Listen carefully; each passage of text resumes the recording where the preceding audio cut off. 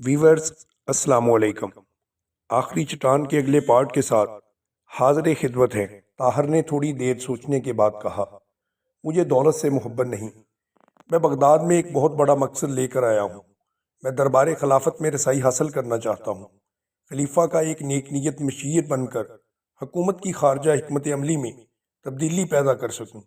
عالم اسلام اس وقت مختلف اطراف سے خطرناک آندھیوں کا سامنا کر رہا ہے۔ گزشتہ صلیبی جنگوں میں دربار خلافت کی بے تعلقی اور غیر جانبداری سے مغرب کے نصرانی حکمرانوں کے حوصلے بہت بلند ہو گئے ہیں۔ سلطان صلاح الدین ایوبی نے انہیں عبرتناک شکستیں دے کر شام و فلسطین سے نکالا، لیکن حلال و صلیب کے ان فیصلہ کن مارکوں میں دربار خلافت کا طرز عمل بہت مایوس کن تھا۔ شکست کے باوجود اہل یورپ پر ان مارکوں نے ثابت کر دیا کہ خلیفہ کو بغداد کے سوا باقی عالم اسلام میں کوئی خاص دلچسپی نہیں، اور وہ اہم ترین محاذ پر بھی چند رضاکاروں سے زیادہ نہیں بھیج سکتا۔ اس لیے وہ اثر نو منظم ہو کر مصر کی سلطنت کو تخت و تاراج کرنا چاہتے ہیں، اور یہ سلطنت عیسائیت کے سلاب کے سامنے عالم اسلام کی آخری دیوار ہے۔ ممکن ہے کہ یہ دیوار تنہا اس طوفان کا رخ بدل دے، لیکن شمال مشرق سے چنگیز خان کی صورت میں ایک نیا طوفان اٹھ رہا ہے، اور اس طوفان کو اگر سلطنت خوارزم کی حدود کے پار نہ روکا گیا تو کسی دن یہ بغداد کو بھی خس و خاشاک کی طرح بہا کر لے جائے گا۔ بغداد کی چھاؤنی میں ایک بہت بڑی فوج موجود ہے، لیکن بغداد فوج کے سرداروں کی سازشوں کا مرکز صرف اس لیے بنا ہوا ہے کہ ان کے سامنے کوئی مشترکہ محاذ اور بلند نصب العین نہیں۔ ان کی زندگی ان جہاز رانوں کی طرح زندگی نہیں جو نئے ممالک اور نئے راستے تلاش کرنے کے لیے گھر سے نکلتے ہیں، اور اپنے ساتھیوں سے حسد و بغض رکھنے کی بجائے انہیں اپنے دست و بازو سمجھ کر ان پر جان چھڑکتے ہیں۔ خطرناک طوفان اور مہیب بھنور ایسے ملاحوں میں انتشار پیدا کرنے کی بجائے ان کے اتحاد و اتفاق کے رشتے اور زیادہ مضبوط کرتی ہے۔ لیکن بغداد کے لوگ ان مچھیروں کی طرح ہیں جو چھوٹے سے جوہر میں مچھلیوں کی تقسیم پر لڑ رہے ہیں، جنہیں یہ بتانے والا کوئی نہیں کہ یہ دنیا ناپید کنار سمندر ہے، اور اگر وہ اس سمندر میں اٹھتی موج نہ بن سکے تو سمت مخالف سے اٹھتے ہوئے طوفانوں کی موجیں ان پر چھا جائیں گی۔ انہیں یہ بتانا میں اپنا فرض سمجھتا ہوں۔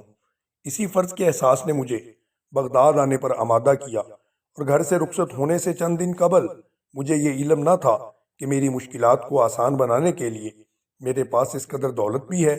صلاح الدین ایوبی کے خون اور پسینے کا ہر قطرہ خدمت اسلام کے لیے وقف تھا۔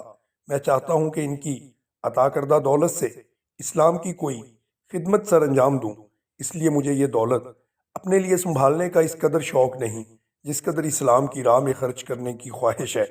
اگر مجھے یہ محسوس ہوا کہ اس پر کسی امیر کی نگاہ ہے تو میں ان جواہرات کو بغداد کے مفلس اور نادار لوگوں میں لٹا دوں گا، کسی زبردست امیر کے خزانے میں جانے نہ دوں گا۔ جو مقاصد میں نے آپ پر ظاہر کیے ہیں، ان کے حصول کے لیے دربار خلافت تک میری رسائی ضروری ہے۔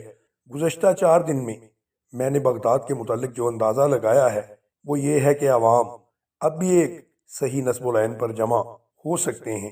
صرف عمرا کی اصلاح کی ضرورت ہے۔ اس مکان کا فرش اور دیواریں سلامت ہیں، صرف چھت میں شگاف پڑے ہوئے ہیں، اور چھت تک پہنچنے کے لیے آپ کی رہنمائی ضروری ہے۔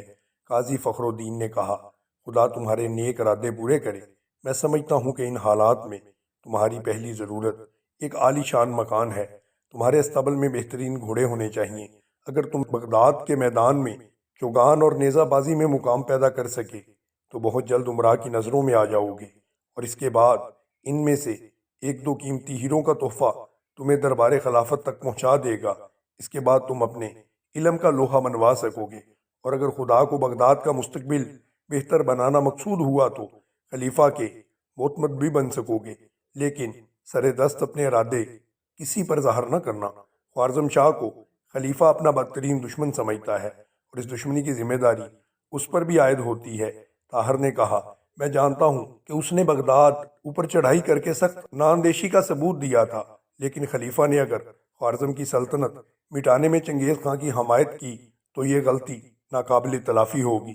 قاضی فخر الدین نے ایک ہیرا اٹھاتے ہوئے کہا، مجھے جواہرات کے متعلق کوئی علم نہیں، لیکن مجھے یہ یقین ہے کہ صرف ایک ہیرا تمہارے لیے بغداد میں نہایت اچھا مکان خرید سکے گا۔